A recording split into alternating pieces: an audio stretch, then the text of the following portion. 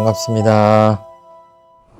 예, 오늘 대종사님 그 말씀이 담긴 대종경 가운데서도 인도품 공부하고 있는데 7장 한번 읽겠습니다. 7. 대종사 그 의만 바르고 그 일을 도모하지 아니하며 그 도만 밝히고 그 공을 계규하지 아니한다 한 동중서의 글을 보시고 칭찬하신 후 그 끝에 한 귀씩 더 붙이시기를 그 의만 바르고 그 이를 도모하지 아니하면 큰 이가 돌아오고 그 도만 밝히고 그 공을 계규하지 아니하면 큰 공이 돌아오나니라 하시니라. 거기 이제 한자로 써 있는 부분은 이제 한글로 풀어주셨는데 원문은 괄호 안에 들어있죠. 정기의이 불모기리 명기도의 불계기공. 그게 이제 원문이고 거기에 한 귀씩 더 붙여주셨어요. 정기의이 불모기리 대리생언, 이 네 글자를 더 붙이셨고 명기도의 불계기공 대공생언, 이렇게 네 글자를 붙여주셨어요. 그래서 어떻게 보면 대꾸를 달아서 그 유명한 그 글귀를 대종사님 나름대로 새롭게 완성해 주신 그런 대목입니다. 이제 한자는 좀 어려우니까 그냥 한글만 새기겠습니다. 오르리자죠. 지금 인도품의 그 길도자가 이제 떳떳한 것이다, 길이다, 이제 당연히 가야 될 이제 그런 길이다, 이렇게 말씀을 하시는데 그 인도나 마찬가지죠. 오르르이자, 그 오름, 의만 바르고 그 일을 도모하지 아니한다. 그러니까 옳은 것만 생각한다는 거예요. 이 일을 하면 나한테 이익이 될까, 해가 될까, 불리할까, 이런 것들을 사량 분별하지 않는다는 얘기예요. 이게 도를 지향하는 삶의 태도다, 이렇게 얘기를 한 거예요. 근데 이거는 대종사님 말씀이 아니라 중국의 동중서라고 하는 유명한 그 성리학자라고 할까요? 그 학자가 한 얘기예요. 그리고 이만 도모하지 않는 게 아니라 공도 계규하지 않는다. 그러니까 어떤 경우에 그렇죠. 정말로 땀 흘려서 애써서 일을 했는데 칭찬은 딴 사람이 받아. 그때 내 마음이 어때요? 좋지 않죠. 억울하고. 그런데 정말 도를 행하는 사람들은 그런 것에 아랑곳하지 않고 내가 행할 것만 행한다. 이제 이런 내용의 글이라고 할 수 있어요. 근데 이런 글들이 굉장히 자주 사람들한테 오르내리고 여태까지 유전되는 이유는 무엇일까? 제가 그 책에다가 이제 썼는데요.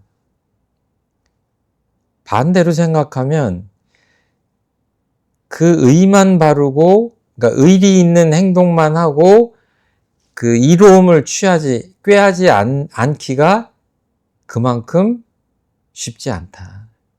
그렇기 때문에 이 글이 여태까지 우리에게 생명력을 갖고 다가오는 게 아닌가, 이렇게 생각이 됩니다. 그 뒷내용도 마찬가지예요. 도만 밝히고 공을 계규하지 아니한다고 하는 부분도 그렇게 살기가 어렵기 때문에 그런 거 아니냐. 그러니까 대종사님께서는 그러니까 이익을 도모하지 아니하는 무상의 의, 공을 계규하지 아니하는 상없는 도를 우리에게 권하셨다, 이렇게 보셔도 될 것 같아요. 그리고 이제 뒤에 네 글자씩 쓰셨죠. 그러니까 이익을 도모하지 아니하지만 의로운 일만 잘 행하면 큰 이익이 돌아온다, 이렇게 위로해 주신 거예요. 그리고 그 공을 개교하지 아니하지만 그 도만 잘 행하면 큰 공이 돌아온다라고 그 동중서라는 분이 생략한 부분을 부연을 해주신 거예요.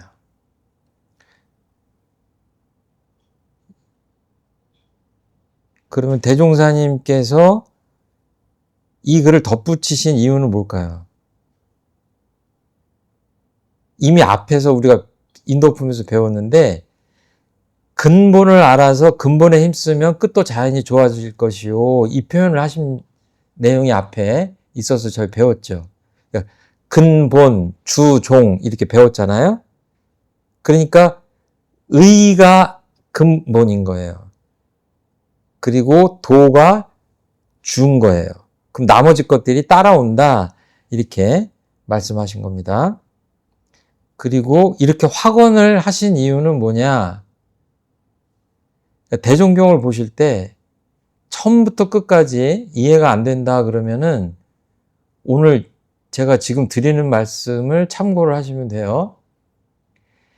확실하게 이 우주를 관통해 있는 하나의 원리가 있는데 그것이 서품에서 불생불멸, 인과보응 이렇게 표현하셨는데 쉽게 얘기하면 그냥 인과의 이치, 원인이 있으면 결과가 있고 어떤 결과가 있다는 것은 어떤 원인이 선행되어 있다는 거다. 원인과 결과, 그 인과의 이치에 입각해서 법문을 풀어보면 그 답을 얻기가 쉽습니다. 그러니까 여기서도 대종사님이 그렇게 하신 이유는 뭐예요? 인과의 이치가 그렇게 생겼다는 얘기예요. 이익을 굳이 따지지 않고 의로운 일만 하고 뭐 공을 누가 칭찬을 받고 뭐 이런 것들을 사냥하지 않고 그냥 그 도만 행한다고 하더라도 이 큰 공을 얻을 수 있다 이렇게 말씀하신 건 뭐냐면 그 행위에 따르는 결과를 명확히 예견하시는 거죠. 그러니까 성자님들이나 부처님들은 결국은 중생들이 보기에 손해보는 일을 하는 것 같고 이제 그렇지만 어때요? 정확히 보면 사실은 큰 이익을 보시는 일을 하셨다. 이렇게 봐도 돼요. 그러니까 작은 이득을 취하는 사람은 어때요? 어떤 일을 해놓고 바로 이득을 봐야 직성이 풀리고 행복하고 내 행위가 잘 된 것 같다 이렇게 평가하지만 성인이나 부처님들은 그렇지 않아요. 대종사님은 평생을 범부 중생들이 보기에는 굉장히 고단하고 고생스러운 삶을 사셨잖아요. 그렇지만 그 대종사님이 정말 그 대종사님이 얻은 것을 보면 좀 차원이 다른 큰 가치 있는 것을 얻으신 거죠.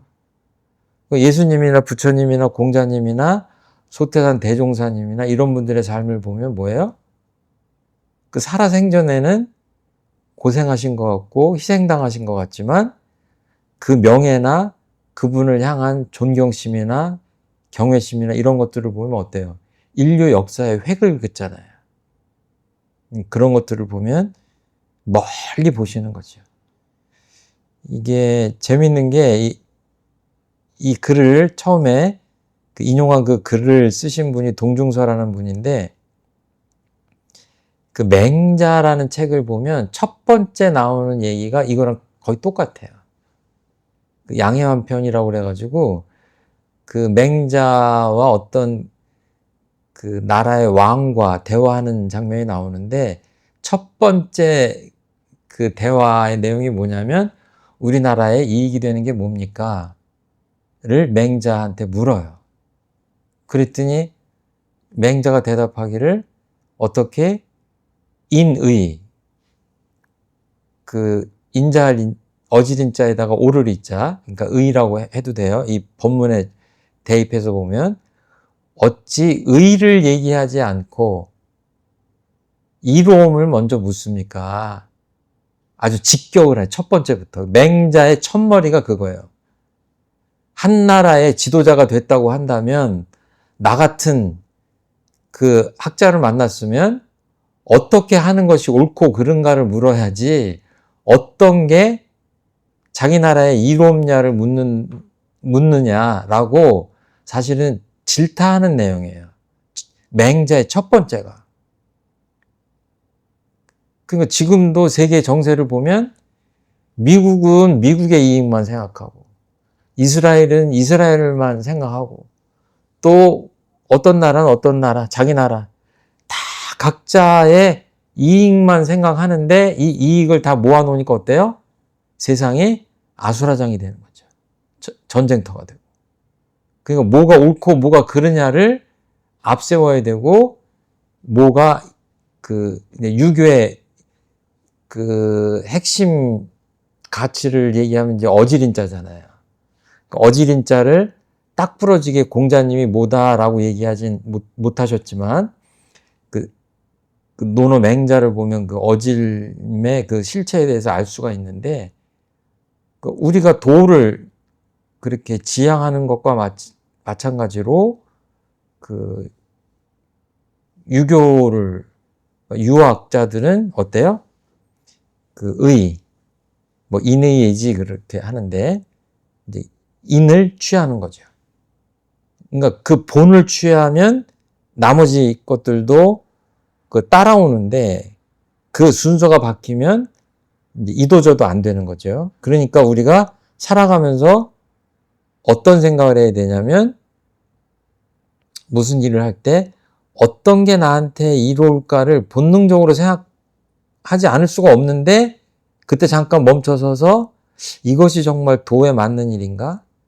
대종사님이 권하는 길일까? 이렇게 의의를 생각하는 그런 삶의 태도를 가져야 인도품 7장을 배우는 의미가 있지 않냐 이렇게 생각합니다.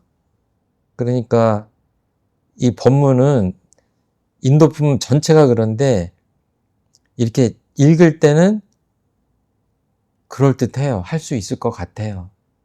그런데 이거를 실행하기가 굉장히 어렵습니다. 쉽게 얘기하면 자주 이로움을 포기하라는 얘기예요. 정말로 잘 살고 싶다면. 그리고 이 법문에 나온 대로 그 도만 밝히고 그 공을 개교하지 아니할 수 있나요? 제가 이렇게 질문을 그 책에서 했는데 내가 애써서 어떤 일을 했는데 그거를 사람들이 알아주지 않을 때 그 마음이 어때요? 평온해요? 그러면 도인이에요. 누가 몰라주든 알아주든 나는 내 일을 할 뿐이다 이렇게 꾸준히 자기 길을 갈 수 있으면 엄청난 마음의 힘을 가진 도인이다 이렇게 볼 수 있어요. 옳은 일 조금 하고 칭찬받을 때는 아 내가 잘했구나 이렇게 하는데 사람들이 계속 몰라주고 어떨 때는 잘못하면 비난하는 경우도 있습니다. 그럴 때 내가 계속할 수 있는 힘이 있다 없다? 평소에 마음 공부를 잘하지 않으면 쉽지 않아요. 그래서 그냥 에이 뭐 딴 사람들도 그러는데 뭐 나까지 굳이 그렇게 해가지고 이렇게 어려운 길을 갈 필요가 있을까? 다른 사람 가는 길로 가지 뭐. 그렇게 되면 이제 의로운 길을 가기가 쉽지가 않죠. 근데 분명한 건 모든 사람들이 다 이로움을 취하려고 해요. 그렇잖아요. 그런데 그 이로움에 도달하지 못하는 경우도 많아요. 그리고 그 이로움이 계속해서 이로움으로 작용하는 게 아니라 처음에는 나한테 이로운 것 같은데 어때요? 시간 가면 아 이게 독약에다가 꿀을 발라놓은 거였구나. 처음에는 달콤했는데 아 이게 그때 이거를 취할 일이 아닌데 취했구나 이렇게 늦게 깨달을 수도 있죠. 그러니까 그런 것들을 보는 게 이제 해안이고 지혜고 그러기 위해서, 실수하지 않기 위해서 우리가 이렇게 이런 시간에 모여서 공부도 하고 그런 게 아닌가 싶어요. 그러니까 어떤 이로움이 있다 그러면 쉽게 얘기하면 이것이 옳은 이로움인가 의인가 라는 생각을 멈춰서 반드시 해야 됩니다. 세상 사람들은 그냥 옳고 그름을 따지지 않고 덥석덥석 물어요. 마치 그 생선들이, 물고기들이 미끼를 물듯이. 그거는 그 인도가 아니죠. 인간다운 삶의 길이 아니죠. 그러니까 재앙의 길이죠. 죄복의 길이. 그 죄악의 길이죠. 그럴 때 한 번씩 잘 자신을 돌아봐야 되지 않겠나 싶어요.